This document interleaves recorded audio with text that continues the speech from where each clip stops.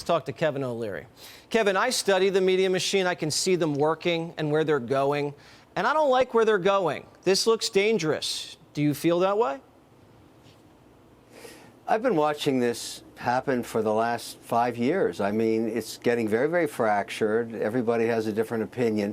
The amount of noise going after the American person, any individual at the kitchen table, I mean, it's so chopped up and there's so many different narratives. And what I've learned, and I'm very encouraged by this, is you talked about BS. Well, the actual best filter of that is the American public. They smell BS a mile away, and they know it's coming at them from various different directions, whether it's, the left or the right or the podcast or the social media platforms. It's just all noise. And I got to tell you, I'm giving the American people more credit than they get in the press. They listen to this stuff and they say, that makes no sense to me.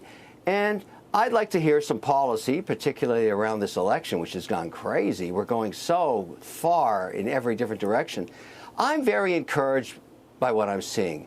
I'm very happy when I go to a place like Fargo, North Dakota, or somewhere in West Virginia or Oklahoma City. Why don't you talk to those people? They don't take any BS at all. They get it. They get it, but then I get nervous. And that really encourages me. I'm pretty encouraged that we're going to end up in the right place. I'm optimistic too, but then I get worried when I see this Hispanic voter who was interviewed, and if you look at the larger context, he goes on to say, everything's so expensive, I can't afford this, I can't afford that, I'm not better off than I was 4 years ago. But then I hear Trump say bloodbath, and I'm like, and that worries me, because this guy is locked in on policy, and then he gets brainwashed by a hoax, and now he's like 50-50. Jesse, that's Trump speak that's been going on for 9 years. Trump's been saying the same stuff for 9 years. You got to forget all that stuff. You got to listen to policy. I want to hear what the strategy is for border security and energy independence. I want to know what the plan is for foreign policy and taxation. I want to hear from both sides.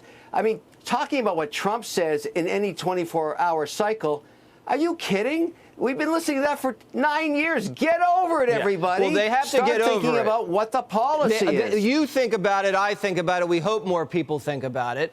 But they're gnashing their teeth, Tish James, at seizing properties. And people in the press are applauding. They're giggling. This is bloodthirsty.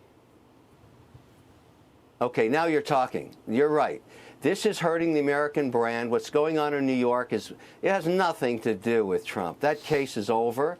What's going on now is concerning financial markets all around the world, because in the United States, and everybody, I don't care what color you are, red or blue or independent, doesn't matter, we are the bastion of safety when it comes to investing large pools of capital. That's what America represents. We have property rights, we have an appellate system, we have law people trust, and we give you good returns with the least amount of resistance. And what's happening in New York is tainting the American brand. I mean, seizing assets after 22 days? In a bankruptcy court, you get years to resolve this. This is not a good look on New York. It doesn't matter this Trump. It could be anybody. I think that's very bad for the American brand. And I also would argue that you think about if this is going to help New Yorkers, they should be asking for better management. I'm very disturbed. And the way I look at it, and I speak to many institutional capital fronts, including sovereign wealth, because I'm trying to buy TikTok right now. So I'm running all around the world trying to raise $30–40 billion. And they all ask me the same thing. We're watching this New York thing play out.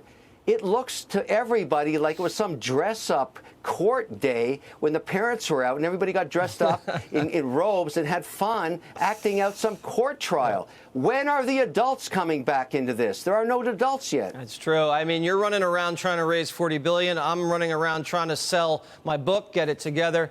Doing different things, but I believe we believe the same things. Kevin O'Leary, thanks as always for sharing your expertise on Primetime. Take care. Click here to subscribe to the Fox News YouTube page to catch our hottest interviews and most compelling analysis. You won't get it anywhere else.